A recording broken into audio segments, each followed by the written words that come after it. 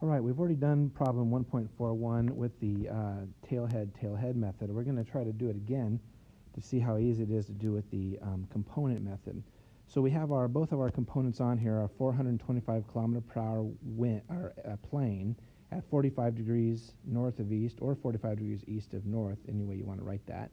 And we also have our 75 kilometer per hour wind going directly north. We have both of those drawn on there from the tails at the origin, since we're not going to add them together in the old style method anymore. So all we need to do is we need to write down the vectors in component form. So we're going to have the plane vector, so we'll have it be plane vector, and that's going to be, for our I hat, it's always going to be the vector times the sine of the angle. So for the plane, it'd be 425 times the sine of 45, and then we're going to have the j hat would be 425 cosine of 45. Okay, so that's our plane vector. Our wind vector is going to be there is 0 I hat. It's 75 going straight north, so there's actually no I hat at all. So that's going to be 0 I hat. Technically, I should put my I hat label and my j hat labels in here. And then it's going to be all j hat. So I'm going to have 75 j hat. And so there's my plane vector and there's my wind vector in component form. That's all you need to do, because now what we're going to do is we're going to add them up.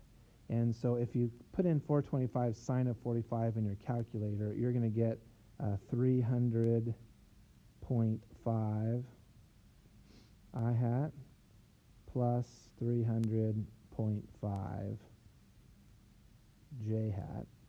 That's going to be the same as 45 degrees, so each component of that plane vector is going to be the same. And so you add them up to get your resultant vector, and that's just straight up adding them up. So you're going to get 300.5 I hat plus 375.5 j hat. We just add them up.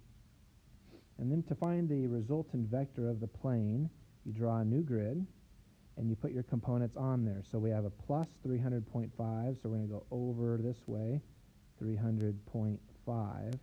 And then we're going to go up this way, 375.5. And then that would be our resultant. So we can do Pythagorean's theorem. We can do 300.5 squared plus 375.5 squared, and we square root that, and we get our magnitude, and that magnitude is going to be 481. And you'll check your answer, and that's exactly what we got when we did it the long method with the tailhead method. We also have to figure out the angle here. The angle of that would be tangent of that angle would equal 375.5 over 300.5.